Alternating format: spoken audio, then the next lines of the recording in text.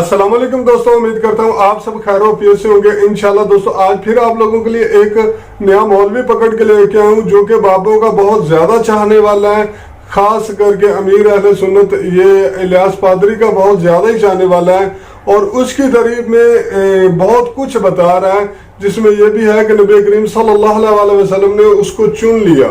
یار یہ لوگ تو نبی کریم صلی اللہ علیہ وسلم کی طرف جھوٹ ایسے منسوب کرتے ہیں جیسے یہ نبی کریم صلی اللہ علیہ وسلم کے جگری یار ہوں، یا ان کی محفل میں بیٹھتے رہے ہوں، یا ان کے زمانے سے ہوں۔ یہ لوگ ایسے بات کرتے ہیں جیسے ان کو پتا ہے، نبی کریم صلی اللہ علیہ وسلم صرف ان کو بتاتے تھے، اور انہی کے بابوں پہ نبی کریم صلی اللہ علیہ وسلم کی نظر رحمت ہوتی تھی کہ یہ فلاں غوث ہے، فلاں غوث ہے، اور جو نبی کریم صلی اللہ علیہ وسلم کی آنکھوں کے سامنے ہوتے تھے، یعنی کہ صحابہ اور اہل بیت، نبی کریم صلی اللہ علیہ وسلم نے ان کے بارے میں یہ نہیں فرمایا کہ یہ غوث ہوگا، اس کے بعد یہ غوث ہوگا، لیکن ان کے بابوں کے بارے میں یہ سارا کچھ بتایا کہ یہ مجدد بنے گا، یہ غوث بنے گا، یہ فلاں بنے گا، یہ ڈھمکاں بنے گا۔ صرف ان لوگوں کو پتا ہوتا ہے، ان لوگوں کو شرم ہی نہیں آتی جھوٹ بولتے ہوئے۔ خیر آج کی کہانی تھوڑی لمبی ہے، میں نے تو بہت شارٹ کی ہے، لیکن پھر بھی آپ لوگ دیکھیں، اور اس کے بارے میں آپ لوگوں کا کیا خیال ہے آپ لوگ کمنٹ میں ضرور اپنی رائے دیجئے گا۔ لفظ غوث کے کئی معنی ہیں، جیسے نوازنا، عطا کرنا، بانٹنا، حاجت روائی کرنا وغیرہ وغیرہ۔ دنیا دار غوث کا مطلب دنیاوی اعتبار سے لیتا ہے، جو کہ غلط ہے۔ سب غوث حضور پاک صلی اللہ علیہ وآلہ وسلم کے غلام ہیں۔ حضور پاک صلی اللہ علیہ وآلہ وسلم کی نظر رحمت سے آج تک جتنے غوث بنے وہ سب علم بانٹتے رہے، لوگوں کو علم سے نوازتے رہے، لوگوں کی علمی کمی کو دور کرتے رہے، لوگوں کی علمی حاجت روائی کرتے رہے۔ اصل مقصد علم کو پھیلانا تھا جو سب نے پھیلایا۔ امیر اہل سنت کے پاس بہت زیادہ علم ہے، ظاہری علم بھی اور باطنی علم بھی۔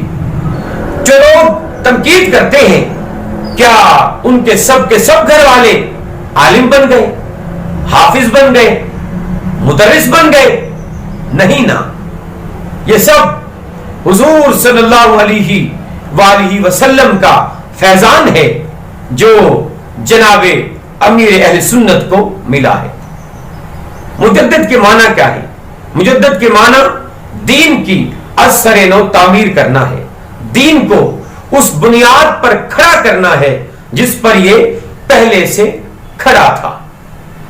پاکستان بننے سے چند سال پہلے سے لے کر آج تک دین اسلام کا کام ایک قسم کا رک گیا تھا۔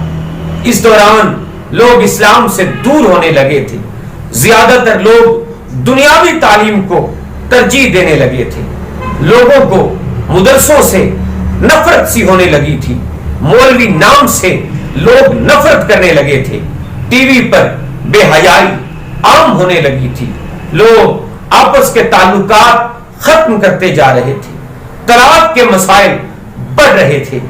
آقا کریم کو یہ دیکھ کر دکھ پہنچ رہا تھا۔ اسی اثناء میں آقا کریم نے امیر اہل سنت کو چن لیا، آپ کی ڈیوٹی لگائی، اور آپ نے آتے ہی یہ نعرہ لگا دیا کہ مجھے اپنی اور ساری دنیا کے لوگوں کی اصلاح کی کوشش کرنی ہے۔ آپ نے بہت کم عرصے میں مدرسے، مسجدیں اور سکول تعمیر کروا دیے، لوگوں کو مدینے کی یاد میں رونے والا بنا دیا، لاکھوں حافظ پیدا کر دیے، لاکھوں عالم پیدا کر دیے، لاکھوں مدرس پیدا کر دیے، لاکھوں قاری پیدا کر دیے، لاکھوں معلم پیدا کر دیے، لاکھوں مفسر پیدا کر دیے، لاکھوں عاشق رسول پیدا کر دیے، لاکھوں ایماندار پیدا کر دیے، لاکھوں ماں باپ کے فرما بردار پیدا کر دیے، لاکھوں عامل پیدا کر دیے جو پورے 200 ملکوں میں تعویذ عطاریہ کی دھومیں مچا رہے ہیں، تعویذ عطاریہ کی دھومیں مچا رہے ہیں۔ آپ کے مقابلے میں کسی اور شخص کی اتنی دسترس نہیں ہے کہ 200 ملک मुल्कों तक अपनी बात मनवाए। अब अगर कोई शख्स ये कहे कि जनाब ये तो सिर्फ एक अच्छे आलिम हैं और कुछ नहीं है, तो मैं सिर्फ इतना कहूंगा कि अगर सिर्फ एक अच्छे आलिम हैं और कुछ नहीं है, तो कोई और ऐसा अल्लाह का वली या गौस बताओ, तो कोई और ऐसा अल्लाह का वली या गौस बताओ कि जिसकी दस्तरस आपसे ज्यादा हो। देखें, अगर किसी ऐसे को आप मुजद्दिद या गौस कहें कि जिसकी दस्तरस अमीर अहले सुन्नत से कम हो, तो ये गौस, मुजद्दिद और वलियों की तौहीन है। क्योंकि गौस या मुजद्दिद अपनी दस्तरस बाकियों के मुकाबले में सबसे ज्यादा रखता है, बाकियों के मुकाबले में ज्यादा उसकी दस्तरस होती है। अब जिसकी दस्तरस अमीर अहले सुन्नत से कम हो, वो अमीर अहले सुन्नत से कम दर्जे का वली कहलाएगा, गौस या मुजद्दिद नहीं कहलाएगा। आखिरी सवाल कि अमीर अहले सुन्नत को गौस कहा जाए या मुजद्दिद कहा जाए, तो जनाब वाला इसका जवाब यह है कि गौस हर एक सदी में एक ही पैदा होता है। जनाब पीर मेहर अली शाह रहमतुल्लाह अलैह इसी सदी के गौस गुजरे हैं। यह सदी अभी खत्म नहीं हुई, यह सदी अभी जारी है। गौसे ज़मां जितने भी आज तक आए, सब ने 40 साल बगैर खाए पिए चिल्ला काटा है। सबने 40 साल बगैर खाए पिए चिल्ला काटा है। सबने 40 साल बगैर खाए पिए चिल्ला काटा है। तब ये गौसे ज़मां का दर्जा मिला है। जैसे कि पीर मेहर अली शाह रहमतुल्लाह अलैह ने गोलरा के पहाड़ों पर 40 साल चिल्ला काटा। जनाब हक बाहू सरकार ने 40 साल चिल्ला काटा।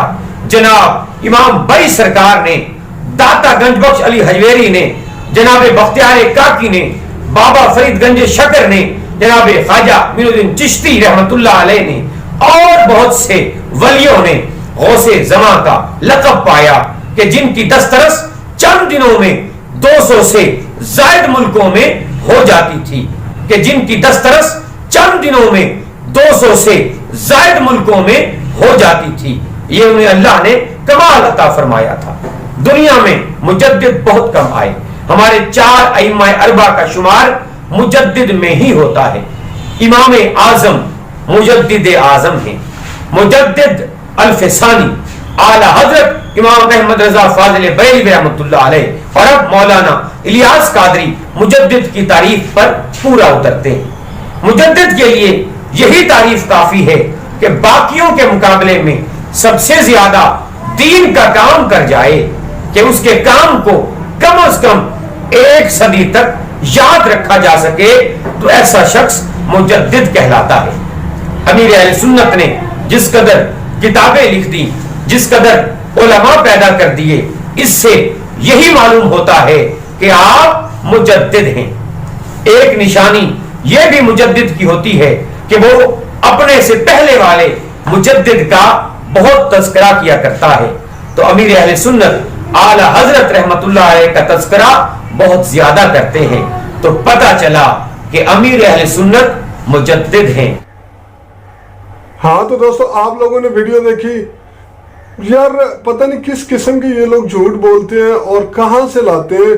अब मेरे भाई सिर्फ यहाँ पे एक छोटी सी बात करूंगा। बकौल इसके कि हर सदी में गौस होता है और गौस होने के लिए 40 साल तक भूखा रह के चिल्ला काटना जरूरी होता है, यानी कि 40 साल भूखा रहना मस्ट है।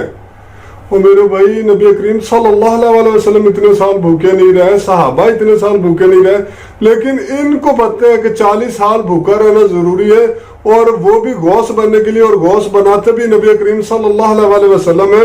और ये हर सदी में होता है। तो नबी करीम सल्लल्लाहु अलैहि वसल्लम के जमाने में कौन था, या नबी करीम सल्लल्लाहु अलैहि वसल्लम की वफात के बाद कौन था। और फिर सुने चंद मिनटों में ऐसे ऐसे दो दिनों में 3 दिनों में ऐसे पता भी नहीं चलता, बंदे की रसाई 200 मुल्कों तक हो जाती है, कई 100 मुल्कों तक हो जाती है। और मेरे भाई फिर आप लोग बताएं, शेख अब्दुल कादिर जिलानी रहमतुल्लाह अलैह के जमाने में जिसको आप सबसे बड़ा गौस मानते हो, तो मेरे भाई वो बताएं कौन से 200 मुल्कों तक उसकी रसाई थी, कितने 100 मुल्कों तक उनकी रसाई थी, जरा बता दे। इस तरह तो फिर कई आपके जो बाबे हैं वो फारिग हो गए जिन्होंने भी चिल्ला काटा, क्योंकि अब जैसे आप हकबा वालों का नाम ले रहे हो, उनको भी 200 मुल्कों में तो कोई नहीं जानता, चाहे उन्होंने 40 साल चिल्ला काटा। और भी कितने बाबों के आप नाम ले रहे हो, उनको तो 200 शायद 6 मुल्कों में भी कोई ना जानता हो, शायद 3 मुल्कों में, शायद 2 मुल्कों में भी कोई ना जानता हो। 2 में तो खैर जानते होंगे, इंडिया पाकिस्तान सेम ही है। तो फिर इस तरह से तो फिर सबसे बड़ा तो आपका अपना ये बाबा हो गया, इलियास कादरी हो गया, फिर तो ये शेख अब्दुल कादिर जिलानी से भी बड़ा हो गया इस हिसाब से, क्योंकि इसकी 200 मुल्कों तक रसाई है, तो फिर ये सबसे बड़ा हो गया। क्योंकि उस वक्त तो शायद 200 मुल्क होते भी ना होंगे, उस वक्त तो खैर ये पाकिस्तान भी नहीं था। तो इस तरह मुल्क तो इस तरह बने, फिर कौन सच्चा है? फिर ये गौसों के बारे में आपके 3 तरह के लोगों की ऑलरेडी राय, इलियास कादरी की और राय, वो कहता सिर्फ एक ही गौस है, एक इमाम हुसैन थे वगैरह, और हबीब अतारी कुछ और कहता है, और तीसरा फिरका बरेलवियों का वो कुछ और कहता है। ये आज चौथी तहकीक इस बंदे ने कर दी कि हर सदी में गौस होता है, 100 साल तक उसकी खिदमत होती है। तो वो लिंक भी मैं नीचे दे रहा हूँ डिस्क्रिप्शन में, आप लोग चाहें तो देख सकते हैं। बाकी मेरे भाई आप लोगों की इस बारे में क्या राय, आप लोग अपनी राय जरूर दीजिएगा, बाकी दुआ में जरूर याद रखिएगा। और सिर्फ अल्लाह से यही दुआ करूंगा कि अल्लाह पाक हम सब को शिर्क से महफूज रखे और नबी करीम सल्लल्लाहु अलैहि वसल्लम की तालीमात पे अमल करने की तौफीक अता फरमाए। आमीन सुम्मा आमीन। जज़ाकल्लाह। अल्लाह हाफिज।